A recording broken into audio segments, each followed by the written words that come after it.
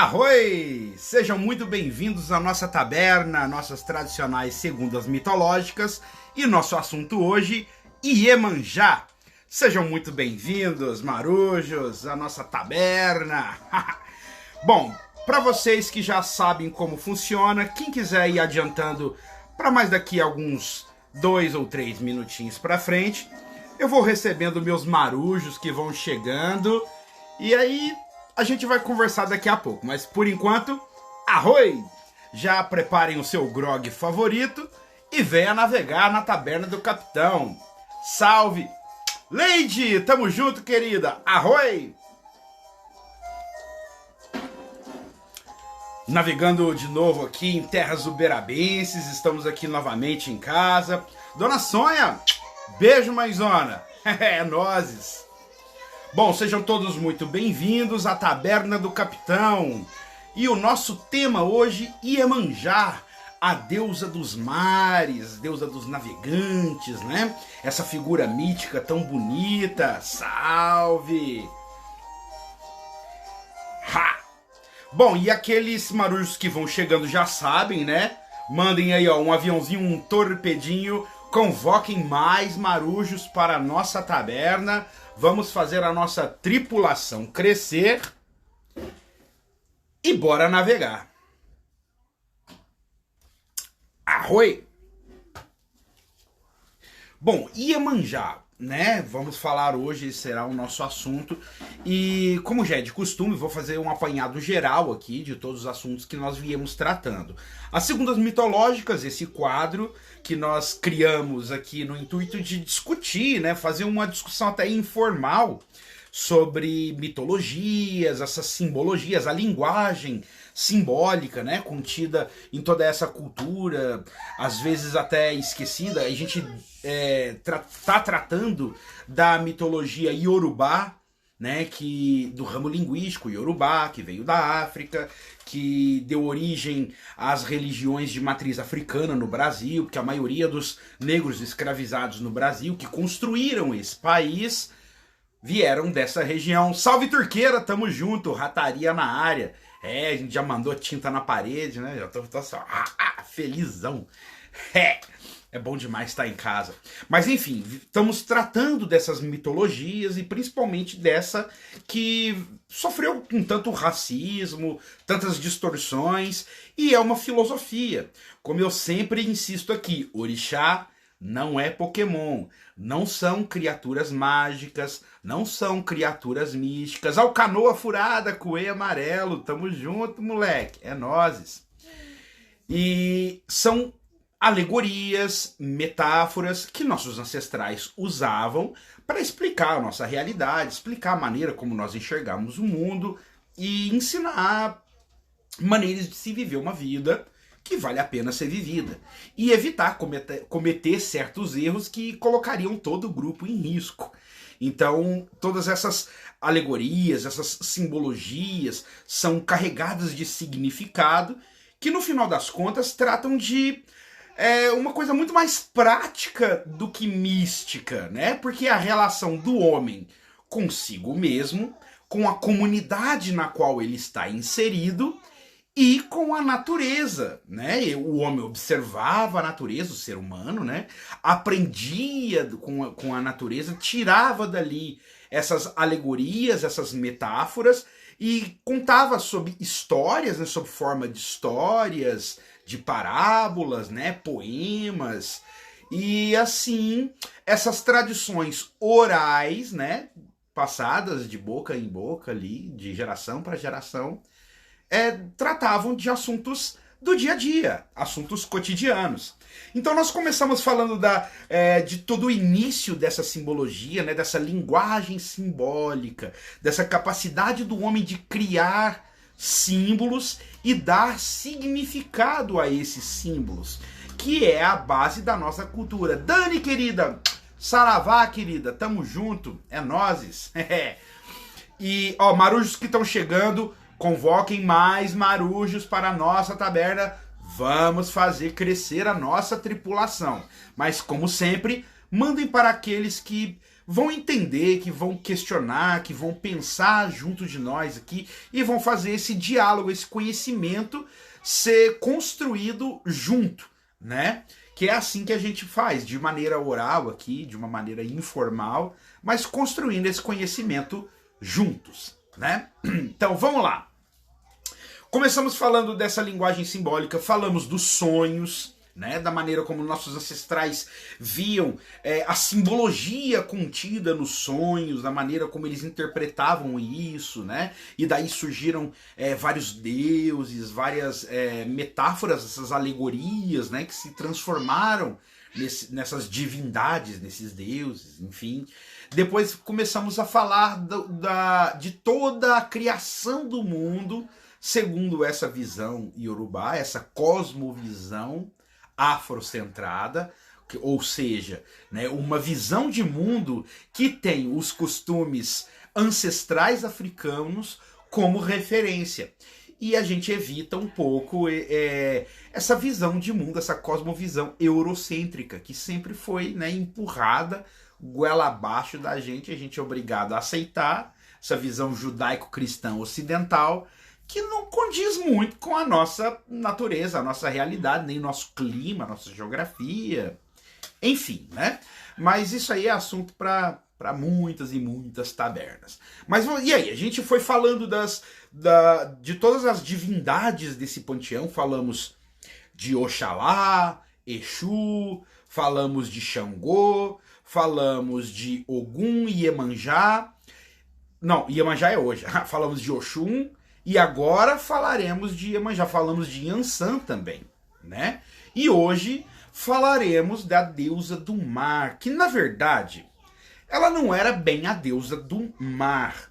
Vamos lá, como eu digo, vamos começar do começo, né? Nossos ancestrais estavam lá, o ser humano, vivendo lá no tempo das cavernas, lá no Neolítico afora, tal. E ali naquela região ali da Costa da Mina, dessa região que a gente convencionou chamar de Iorubá por conta dessa cultura, mas que abarca muitos países, né? Que eu sempre cito aqui, Nigéria, né? Togo, Gana, Benin, Angola, né? E ali haviam muitas nações diferentes, muitas culturas, entre aspas, mas assim, muitas nações seria, acho que é a melhor designação mesmo. Porque eram grupos étnicos com suas interpretações próprias da natureza. E quando os portugueses chegaram ali e passaram o rodo em todo mundo, eles só olharam e falaram, não, ali só tem escravo, selvagem, bruto, animal, burro de carga, é para trabalhar mesmo, não tem nem alma. Enfim, né? Então, toda essa opressão, e chegaram quando essas pessoas foram arrancadas, né, dos seus lares ali, da sua terra, nesse movimento que nós chamamos de diásporas africanas, né, que esses negros, esse sequestro, né, que chamar as coisas pelos seus nomes, esse sequestro, as pessoas foram sequestradas, forçadas a trabalhar aqui, e não apenas, mas também forçadas a engolir uma cultura porque eles eram desumanizados. Lembra no começo das nossas tabernas lá que eu falei que quando um povo quer se sobrepor a outro, a primeira coisa que ele faz é apagar a identidade cultural desse povo, que é o que faz, né, o senso de pertencimento e o senso de humanidade. Então, se você desumaniza essas pessoas ficam reduzidas a apenas seus corpos ali, a apenas mão de obra, né, massa de manobra. Então, é um plano muito bem engendrado, muito bem arquitetado, que funcionou tão bem e funciona até hoje. Que ainda tem gente que cai nessa conversinha, cai nessa balela. E, enfim, quando essas pessoas chegaram aqui, elas foram obrigadas a engolir essa visão de mundo, foram destituídas da sua língua, da sua visão de, né, cosmovisão, da sua interpretação da realidade, e eles eram obrigados a cultuar os santos católicos. Então houve o fenômeno do sincretismo, porque realidade, falando assim, trocando em miúdos assim, religião, filosofia, política, ciência, tudo isso era uma coisa só para o homem africano. O próprio termo religião, que vem do latim religare, né, que religar-se, tornar-se unido novamente, né, o reunir-se, né, a esse divino, pressupõe que essa divindade está fora de você e você de alguma maneira perdeu a conexão com esse divino e você necessita de uma ponte que religue a sua essência com esse divino que está fora.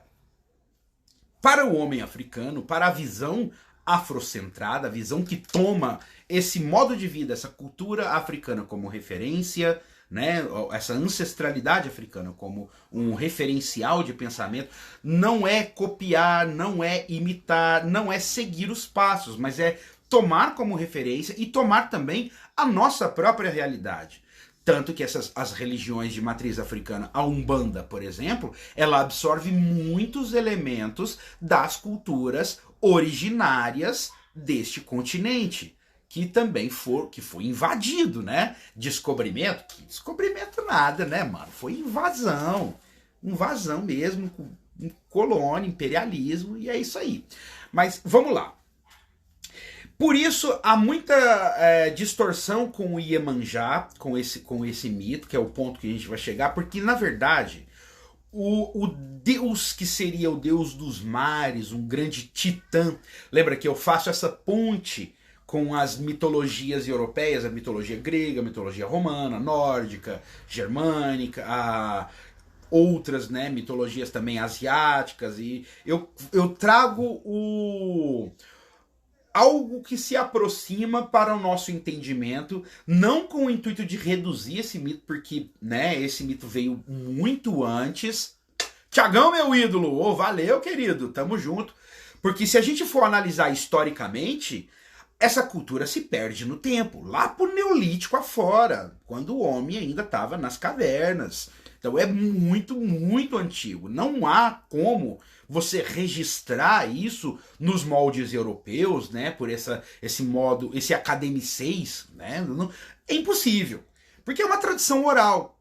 E como eu venho dizendo, né? Os griots, os sangomas, esses sábios, foram considerados até analfabetos pelos portugueses quando os portugueses chegavam lá. E olha que eles falavam 12 idiomas, 10 idiomas, né? Dominavam culturas diferentes, eles transitavam entre olha só, Alice, beijo, Pri, Alice, tamo junto, é nós, a família do terreiro, ó, saudade da macumba. Agora nós estamos na terrinha, daqui a pouco nós marcamos um café. Mas enfim, por isso há uma distorção. O grande titã, o grande deus dos mares, né, o grande oceano, é um outro deus, que seria Omolocô, né, o deus dos mares, mas em algumas nações ele às vezes nem é cultuado, mas Iemanjá, na verdade, trata de uma divindade que seria a mãe dos peixes. O nome Iemanjá depois acabou se distorcendo, virando a deusa dos mares, e para nós é isso, e é isso mesmo. E não, né? Enfim. O nome é uma corruptela para Ieye Omoejá. Ieye, que significa mãe, lembra do Ora Ieye, ou que é da mãe, Oxum, né? Ieye, que significa mãe. Omoejá, que os filhos que são peixes. Mãe dos filhos que são peixes, né? Mãe cujos filhos são peixes. Ela seria a mãe dos peixes, a deusa dos peixes, dessa abundância. Mas acabou sendo confundida, misturada e acabou aqui no Brasil ganhando esse alcance de divindade dos mares. Então, hoje, para nós, Iemanjá é a rainha do mar, é a deusa do mar. E isso vai de encontro também com outras tradições. E tem todas as histórias, tem um monte de simbologia.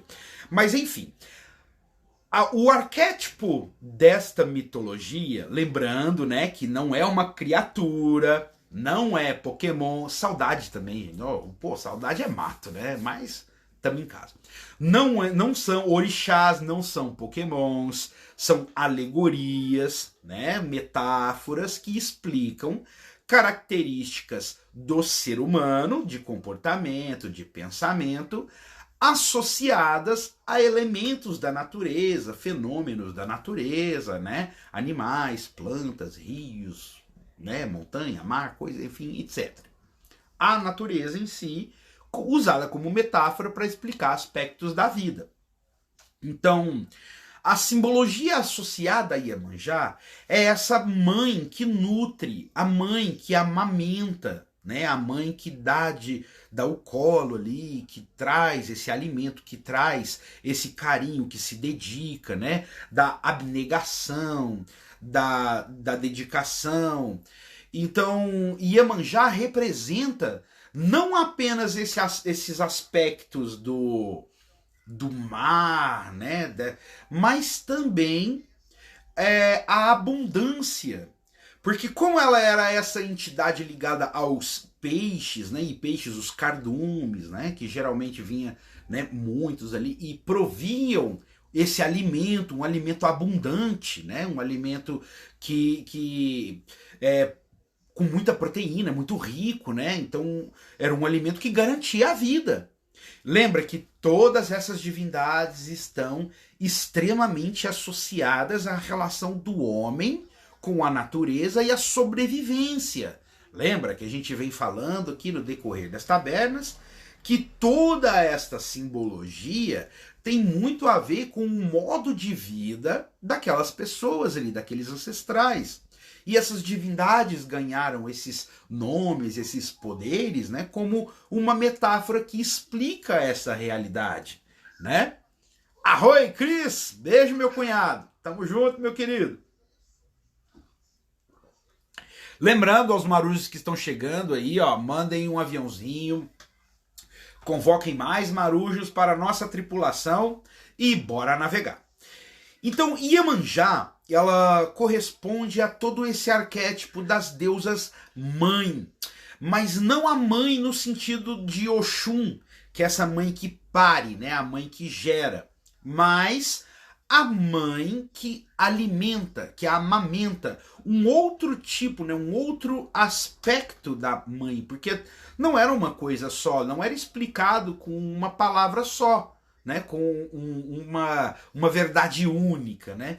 Lembrem-se que isso tinha muito a ver, todas essas metáforas, né, essas alegorias tinham a ver com o modo de vida, a visão de mundo, a visão de realidade dessas pessoas. E para eles, essa mãe que traz o alimento, né, dos seios fartos de leite, que provê esse carinho, essa dedicação ao filho, né, à cria, né, que traz esse alimento, que nutre, que se debruça sobre, né, que traz no colo, traz ali no peito, esse aspecto corresponde a Iemanjá.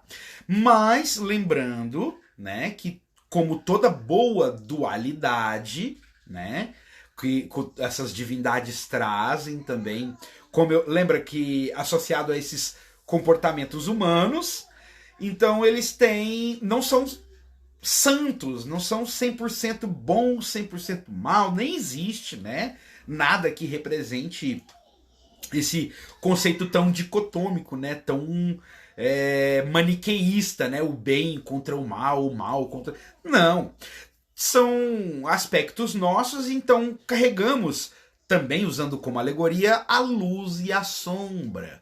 Lembra que eu sempre associo com a Cabala, né, outros conhecimentos também antigos, né, e o que está em cima é como o que está embaixo, lembra do o positivo, o negativo, o expansivo e o restritivo, que são todos conceitos herméticos, que são princípios que explicam a realidade filosoficamente. Iemanjá corresponde a essa dualidade do expandir e contrair. Ela não é uma... É muito louco isso, porque ela é dual. Ela é uma esfera que está no meio, ela é dual. Porque o mar corresponde tanto a isso, porque o mar vai e vem. Ele tanto se expande, quanto ele se contrai. E ele traz esse alimento, lembra dos peixes, da abundância, e também a lua. Lembra que a lua... A gente postou aqui o carrossel falando, né, explicando como a gente vem fazendo, falando dos significados dos símbolos.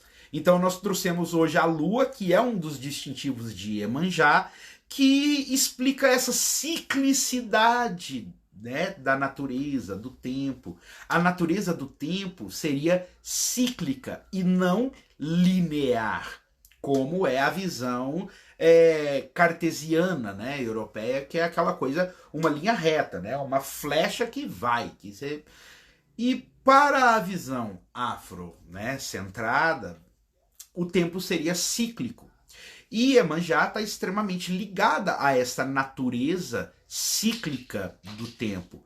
Tanto que ela, como arquétipo de deusa mãe, né, esse arquétipo de divindades criadoras, né, de nutridoras, né, como outras, né, que não estão associadas ao mar, mas estão associadas à maternidade, essa mãe dedicada, né, como Cibele, como Ishtar, como Ísis, né, e tantas outras, né, se não me engano, Reia também, né, que Reia era a mãe dos deuses, né, dos olimpianos. Enfim, e só para trazer um pouco mais próximo para a gente entender, não está associada, essas divindades não estão associadas ao mar, mas estão divindades. Boa noite, tia! Beijo! Uhul! Tamo junto! Espiridiãozada na área, é nozes.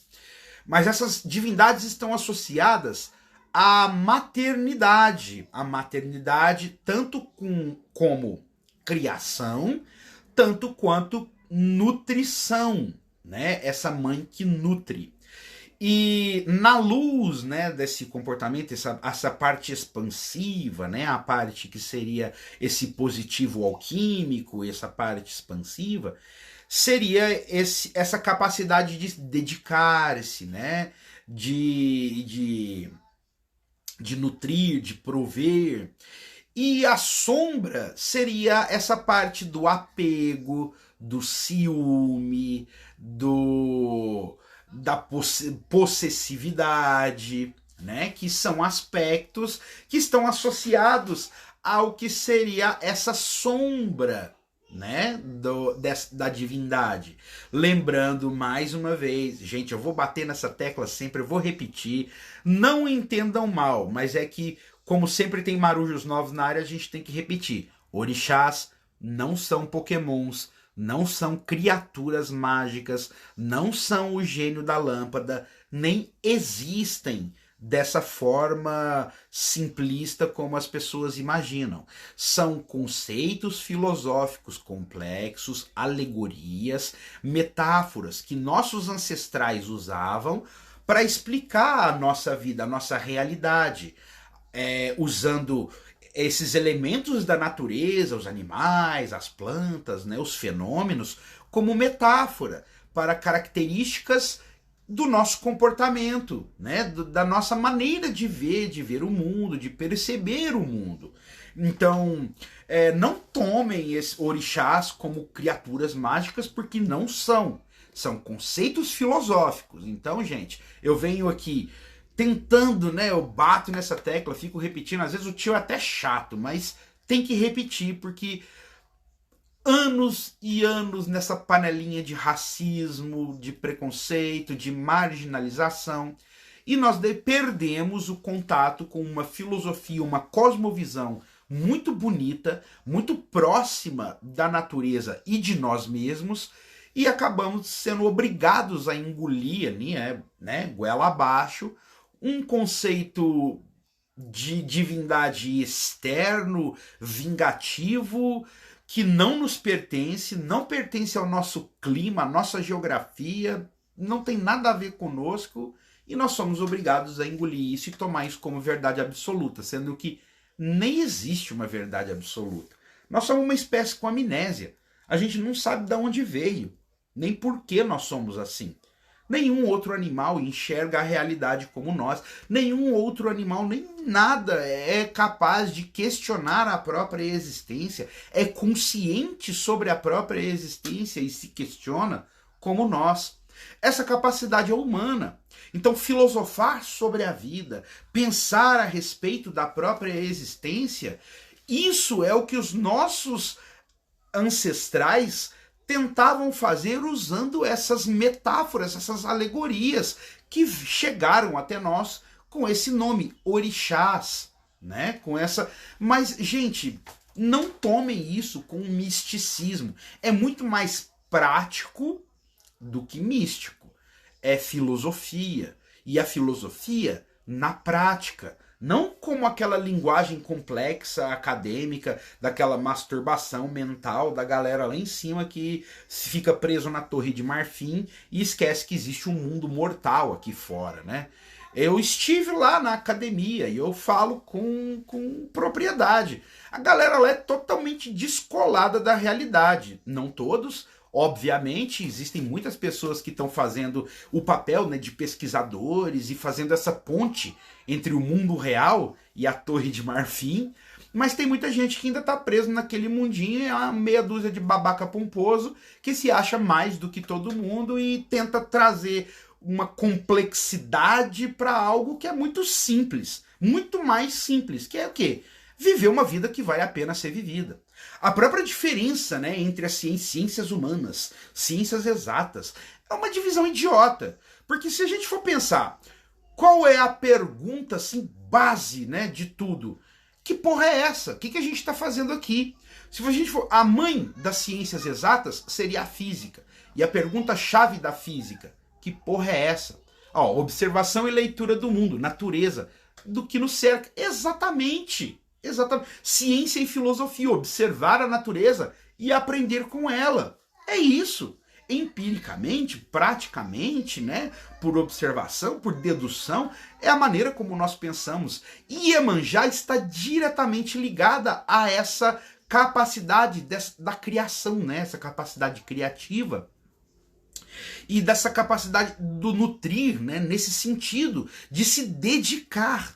Olha só que lindo, né? Nutrir o trabalho, né? Aquele trabalho de regar a plantinha, né? Todos os dias, de observar, de cuidar, né? Cuidar ali do pastoreio, né? Do seu rebanho. Então, olha, gente, é muito mais prático do que místico. Gente, e é lindo. Então, quando os nossos ancestrais observavam a natureza, eles tiravam essas lições para descrever a sua maneira de interpretar o mundo. E usavam essas figuras humanizadas, né, essas personificações, que é personificar transformado em pessoa, né, para aproximar um aspecto que é tão grande de nós, que somos tão pequenos perante essa natureza. E tá vendo como é um olhar muito mais humilde? Não é aquele olhar ali, tipo, né, do cartesiano ali, do, né, iluminista do século XIX, do homem sobre a natureza, né, que começou ali no final do século XVIII e tem gente que leva isso a sério até hoje, né, que o homem domina a natureza e tudo isso foi feito pro nosso prazer, pro nosso proveito. Que isso, gente? Nós estamos inseridos, nós somos uma peça dentro disso. E esse é um pensamento ecológico. É o pensamento... Aí teve um monte de filósofo depois que propôs ideias assim, né? O Rudolf Steiner e tantos outros aí, né? Essa coisa do o homem estar inserido na natureza. Eles perceberam, né? Perceberam que... Oi, Puff, perdi o comecinho, faz um resuminho pra nós.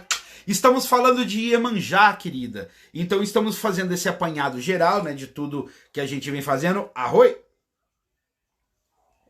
Falando ao longo das tabernas sobre essa visão dos nossos ancestrais, do mundo, de usar a natureza como metáfora, e Iemanjá está associada a essa capacidade do nutrir, né? Porque essa é a mãe que nutre, então é o cuidar, é o dedicar-se, e também está associada à lua, porque a lua controla as marés.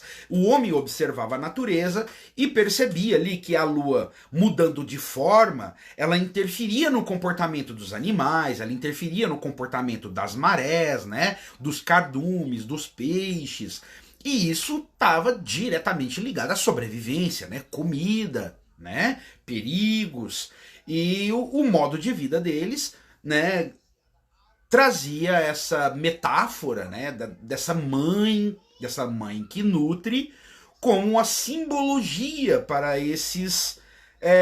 essa capacidade humana de dedicar-se, de estar atento, né, que é essa mãe que amamenta.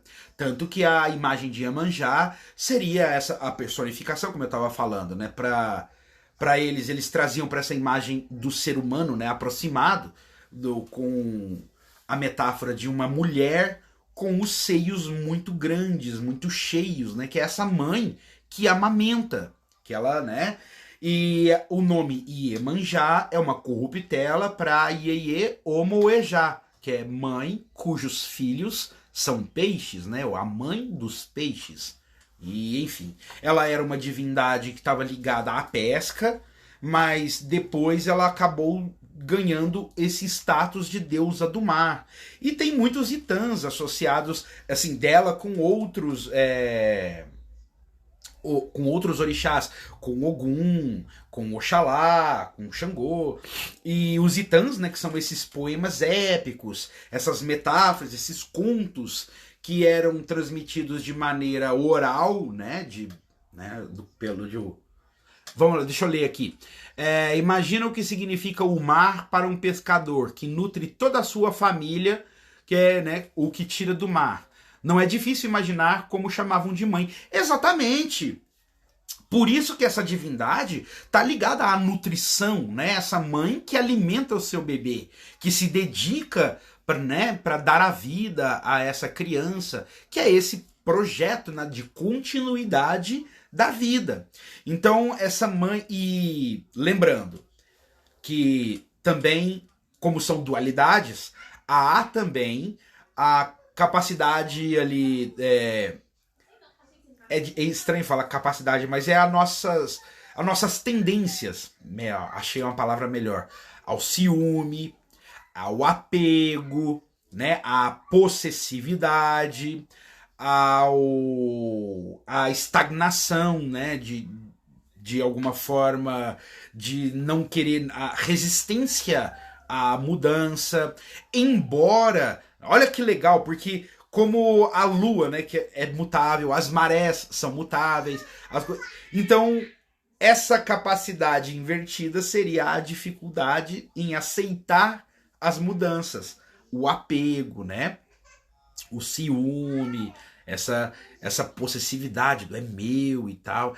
E isso são coisas que nós temos que trabalhar em nós, né, tomando essa metáfora, são aspectos, né, pontos de atenção que devemos trabalhar em nós para evoluir e dar o que a gente tem, que a gente só dá o que a gente tem, né, Marujada? Então a gente deve se nutrir sempre com boas referências. Agora, tomando carona nesse comentário, né, pensem bem, o nosso homem primitivo, né, o nosso ser humano primitivo estava ali diante do mar. Pensa, vamos fazer um exercício imaginativo. Ele olhava para a lua, olhava, né, para as marés ali e via que aquilo estava diretamente ligado, né? Ele via que quando a lua estava muito cheia no céu ali, estava aquele disco brilhante, né, redondo, grande, iluminava tudo. A maré estava mais cheia, estava junto ali dele, tinha mais peixes, ele conseguia enxergar melhor. E à medida que a lua ia diminuindo de tamanho, ia sumindo, as coisas iam ficando um pouco mais difíceis e tal, ele percebia essas mudanças no comportamento da natureza e também percebia que as mulheres, ao menstruar, ao trazer, né, essas mudanças no comportamento, no corpo, eles associavam essa capacidade e poucos tempos depois daquelas ocorrências, daquele sangue, daquelas mudanças, a mulher engravidava. Ficava grávida. E ali ele entendia que, associando, ligando o A no B, empiricamente, ele associava essas características à maternidade. Olha que louco. Nossa, é muito doido, né? A cabeça explode. Mas é muito bonito, porque é associar essas características da natureza à ciclicidade do corpo humano. Porque o homem se observa e percebe, homem que eu digo, ser humano, né? A mulher ali se observava. Vamos tomar esse exemplo da mulher. Né? Existem muitos rituais, muitas sacralizações ao longo de todas as mitologias de todos os povos têm referências a essa ciclicidade da mulher. São poucas as culturas onde a lua é associada a um símbolo masculino e de caça, né? Mas na maioria das vezes ela está associada à ciclicidade da mulher, da capacidade, né? Da menstruação, da fertilidade, do engravidar, né? E isso foi ganhando esse aspecto de metáfora, de alegoria, para as deusas mãe associadas à lua e também para as deusas associadas à castidade, né? Como, por exemplo, Maria muitas vezes tem um símbolo da lua, né? Uma lua crescente bem fininha, voltada para cima nos pés. Maria como esse símbolo da mãe, né? A mãe de Cristo, né? Essa mãe casta que mesmo, tipo assim, era virgem, deu à luz, continuou. Mas isso tudo é simbólico, hein, gente? Não tomem isso como realidade, como ao pé da letra, não, que é bobagem. São simbólicos. E é uma mitologia, assim, uma simbologia muito bonita. Porque o que fala, na verdade, sobre esse aspecto impoluto, né, é como se fosse a capacidade da mãe de não deixar-se distrair ou deixar-se...